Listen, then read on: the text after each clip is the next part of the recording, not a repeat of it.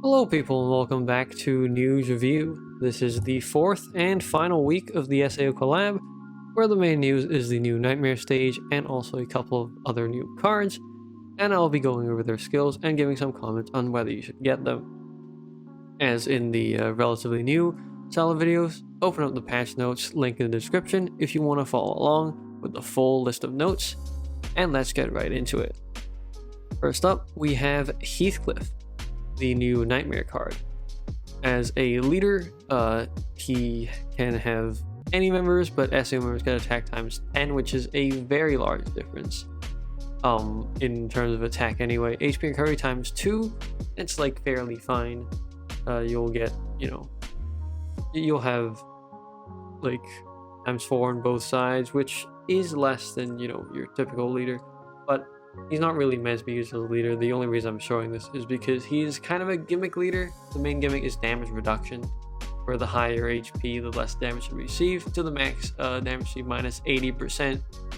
And, when you have it on both sides, it's, for pure damage reduction, it's actually kind of insane, but there are a lot of enemies that just straight up ignore that, right? Moving on to his team skill, it's not terrible, but I don't think it's really that useful. Extend movement time by 10 seconds, ignore burning, by dissolving a character runestone, combo count plus 10. Sorry, when a character runestone is triggered, ignore burning. Everything is everything. At the end of the round, turn all runestones into enchanted human runestones. Heathcliff skill CD minus 1. When Heathcliff's skill is activated, SAO members attack times 5. And by starting runestone move with a member's character runestone except Heathcliff and dissolving that character runestone in the first match, at the end of the round, the member becomes disabled and no skill and attack can be launched after 4 rounds. During that countdown, for each member to be disabled, Heathcliff's attack base plus 10k to the max 40k, and after the summoner is defeated, Heathcliff's skill CD becomes 0. Yeah, that's mainly why this guy is not good as a leader, because his team skill basically encourages you to kill off the members. It just like you just disable your whole team, and I don't think that's like a good gimmick. But it is there, so I guess I wanted to go over it. Moving on to the better parts of this card is actives. He has 2 actives. The first one is CD6. You can tap 2 runestones, turn the first one into a enchanted heart cross and the second one into an enchanted fire cross. This active is actually quite good as it breaks double cross shields and converts crosses of 2 different kinds of runestones, which stops them from sticking together as the other cross-turning actives have historically had the problem of doing. The character's attack times 10, and heart has the effect of everything.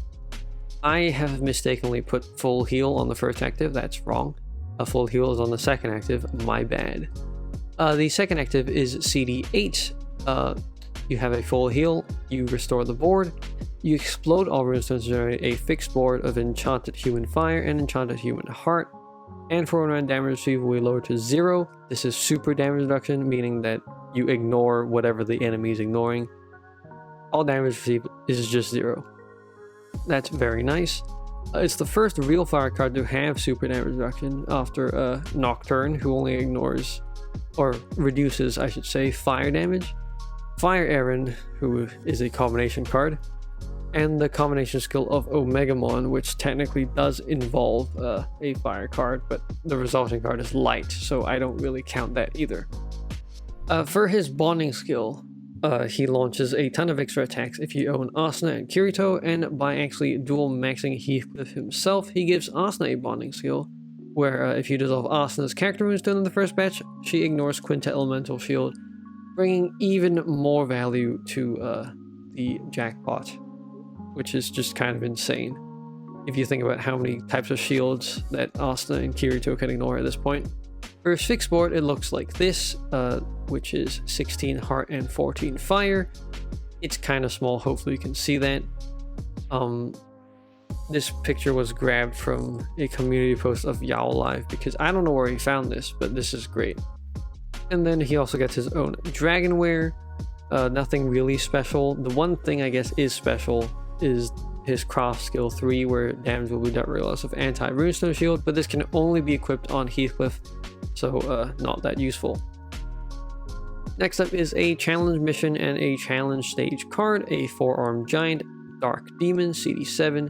Turn 3 runestones in each corner into Enchanted Dark. For 1 round, the character launches 4 extra attacks. If team HP is not full upon skill activation, combo count +8. And when that character attacks, venom the enemy with a non-attributive damage of 1000 times attack basic value each round, regardless of defense, until defeated. This is the 4th Dark Demon card to venom, so a little repetitive. Also, your team HP has to not be full, which is kind of a weird requirement to satisfy. The first card to ever do this was Mastema, an original card, the SR form, I believe, from Origin of Demons, if that is the name of the series. Naraku from Monster Strike, and Lady Devimon from Digimon, so grabbing 1 copy of this just in case should be fine.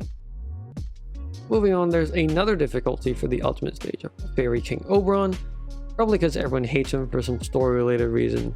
I haven't watched the anime, so I don't know. And lastly, we have a new evoking coin card, the new Chiyou, a light god. This card is actually quite insane. It's CD6.